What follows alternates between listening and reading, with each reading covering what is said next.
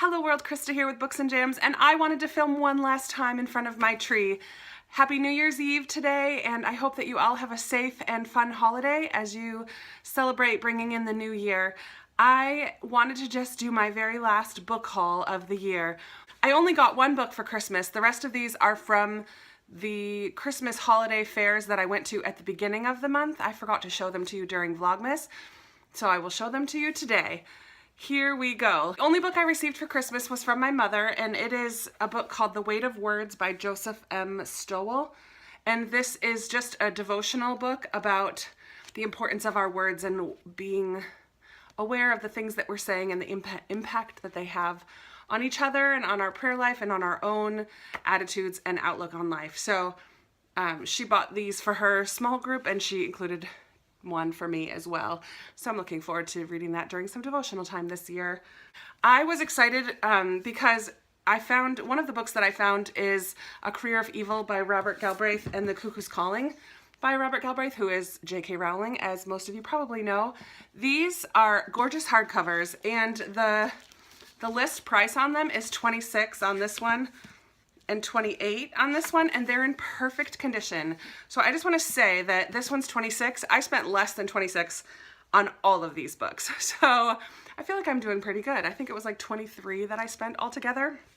So yes, I have The Cuckoo's Calling and A Career of Evil by Robert Galbraith. These are Cormoran Strike mystery novels, her adult series.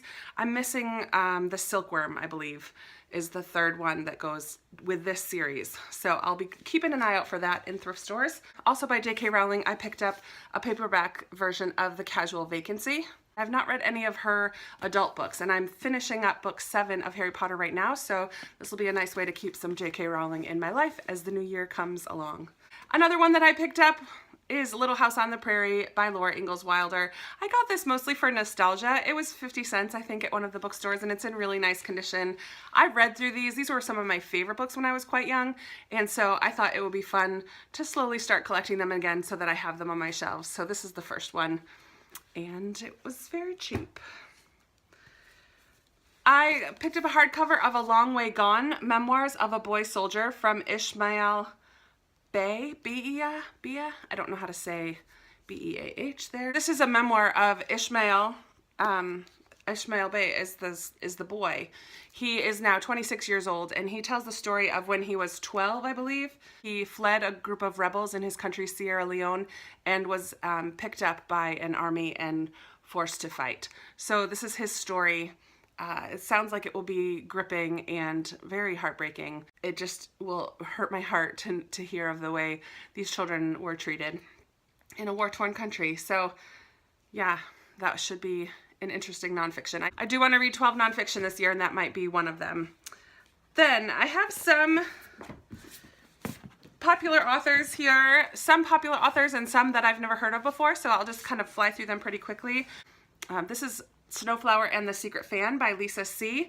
This is set in China, and it's about a girl named Lily who is paired with sort of like a mentor who teaches her the art of the fan and the different ways to communicate using a fan. And it sounds like it'll be a coming-of-age story, and how this girl Lily connects with her older mentor named Snowflower. As she goes through foot binding and arranged marriages, Lily is able to talk with her mentor and connect with her and just have someone to walk through some of those tough growing up experiences in China. So it sounds like it'll be an interesting read.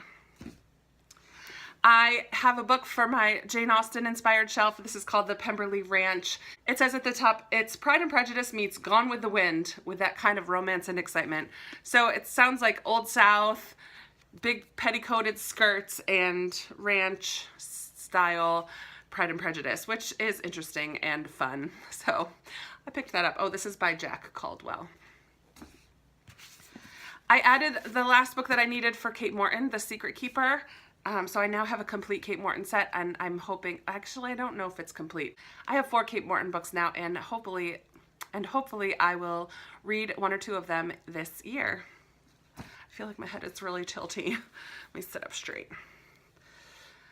I picked up this copy of The Husband's Secret by Liane Moriarty, and this is about a little bit of a mystery, family mystery. Liane Moriarty is, I believe, an Australian author who writes some contemporaries, and I think I read this maybe 2 years ago when it first came out, but I don't remember anything about it. So when I saw it for 50 cents, I thought I'd add it to my collection.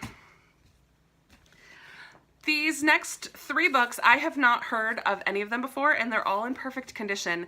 And they're all similar in that they all have a house as the setting and a source of mystery and almost its own characters. And I think they're all, yeah, they all have the house in the title as well. The first one is The Orchid House by Lucinda Riley. So it's about a woman named Julia who grows up in this big house called Wharton Park, and her grandfather tends the orchids in the hothouse there. And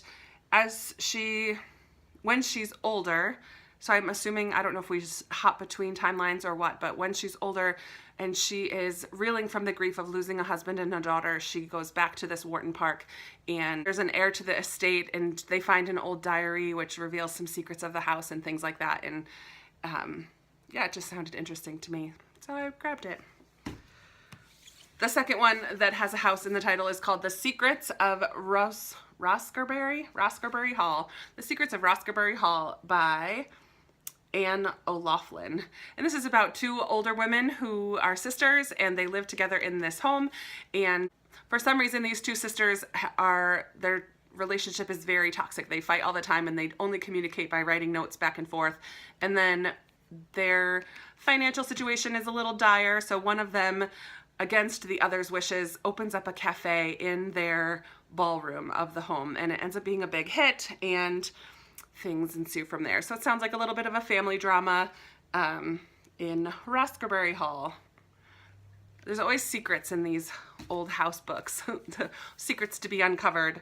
The third one is called Black Rabbit Hall by Eve Chase, and this is about a house set on the Cornish coast. Is it coast?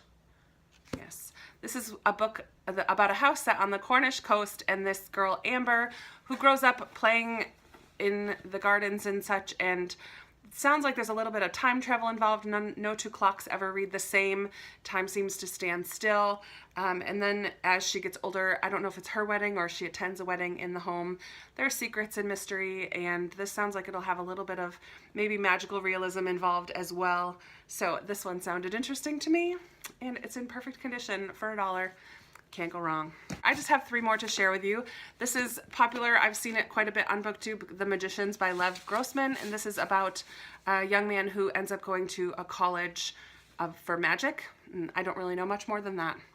I think it's a little bit dark, and I believe there's a TV series or Netflix series or something along the line, or a movie or something. I don't know. Let me know if you've seen it or have read this one. Ruth Ware's book, In a Dark, Dark Wood, I picked up. I did not like her book, Woman in Cabin 10. I read that this year. I was not too thrilled with it. I don't know if this is any better or worse. It's about a woman who's kind of a homebody, ends up going for a girls' weekend in this house in the woods that's all glass. Hello, no thank you. And of course, shenanigans happen, and she wakes up in a hospital bed and has to piece together what happened. Sounds a little creepy and scary, but we shall see what I think about this one.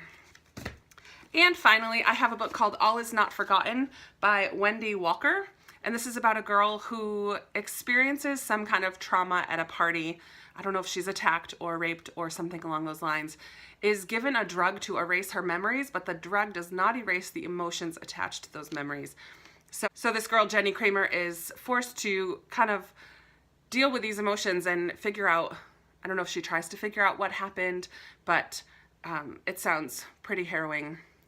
So I grabbed that one. Deeply intriguing and provocative, it says. Before I sign off, I just want to show you real quick. I won a giveaway from Reading Mama 5's channel. Lori sent me this beautiful card, which I'm sure she made, with my gift cards in there and a lovely note.